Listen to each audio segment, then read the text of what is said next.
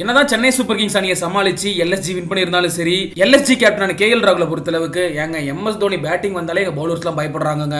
அது கூட பரவாயில்ல, இந்த சிஎஸ்கே ஃபேன் சவுண்ட் விடுறாங்க பாருங்க, அதெல்லாம் தாங்கவே முடியல. இதெல்லாம் தாண்டி சிஎஸ்கே வின் பண்றதெல்லாம் ரொம்ப பெரிய விஷயங்க அப்படின்ற மாதிரி சென்னை சூப்பர் கிங்ஸ் அணியை பத்தியும் குறிப்பா எம்எஸ் தோனியை பத்தி சிறப்பா பேசியிருக்காரு எல்எஸ்ஜி கேப்டனான கேஎல் ராகுல். ஓகே, என்ன நடந்திருக்கு, கேஎல் ராகுல் என்னெல்லாம் சொல்லியிருக்காரு அப்படிங்கறதெல்லாம் டீட்டெயில்டா பார்க்கலாம்.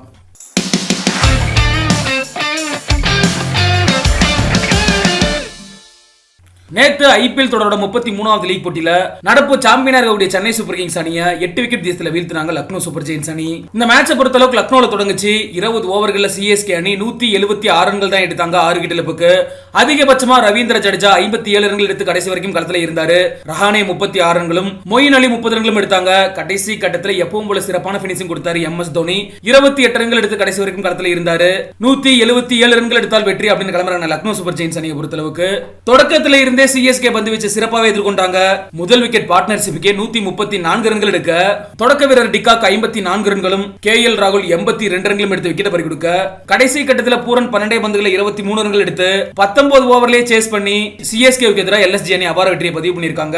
இந்த மேட்ச்ல 82 ரன்கள் அடிச்ச காரணத்தினால எல்எஸ்ஜி கேப்டனான கேஎல் ராகுலுக்கு தான் ஆட்ட நாயகன் விருது கொடுக்கப்பட்டது. அப்பதான் கேஎல் ராகுல் சிஎஸ்கே பத்தி பல விஷயங்களை பேசியிருக்காரு. என்ன சொல்லியிருக்காரு அப்படின்னா, சிஎஸ்கேவை 160 ரன்களுக்குள்ள கட்டுப்படுத்தி இருந்தோம் அப்படின்னா கண்டிப்பா நான் மகிழ்ச்சியோட இருந்திருப்பேன். ஏன்னா பிட்ச் ரொம்பவே ஸ்லோவா இருக்கிறத நான் உணர்ந்தேன். இதனால சிஎஸ்கேவை 160ல இருந்து 165க்குள்ள கட்டுப்படுத்தணும்னு நினைச்சோம். ஆனா எம்எஸ் தோனி உள்ள வந்த உடனே பவுலர்ஸ் எல்லாருமே பதட்டமாக்கிட்டாங்க.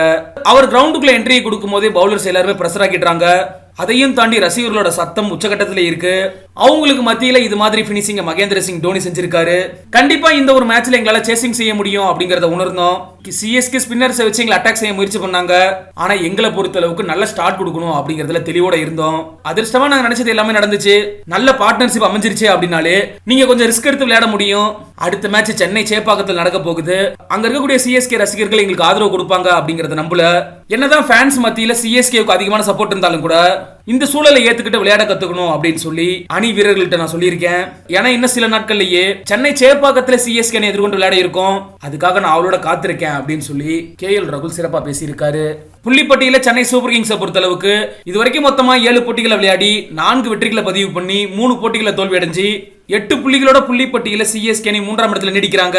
சென்னை சூப்பர் கிங்ஸ் அணி அவங்களோட அடுத்த லீக் போட்டியில மீண்டும் லக்னோ சூப்பர் ஜெயின்ஸ் அணிக்கு எதிராக விளையாடி இருக்காங்க. சென்னை சேப்பாக்கம் மைதானத்துல ஏப்ரல் 23ஆம் தேதி இரவு 7:30 அப்படிங்கிறது குறிப்பிடத்தக்க விஷயம். லக்னோவிலேயே சிஎஸ்கே ஃபேன்ஸோட அலப்பற வேற லெவல்ல இருந்துச்சு. இதை பார்த்துட்டே கேஎல் ராகுல் இந்த அளவுல பேசியிருக்காரு. அடுத்ததா சென்னை சேப்பாக்கம் சொல்லவே தேவையில்லை. சரி, ஓகே, நீங்களும் மக்களோட கமெண்ட் செக்ஷன்ல பதிவு பண்ணுங்க. சென்னை சேப்பாக்கம் மைதானத்துல எல்எஸ்ஜிக்கு சென்னை சூப்பர் கிங்ஸ் அணி பதிலடி கொடுக்குமா அப்படின்ற உங்களோட கருத்துக்களை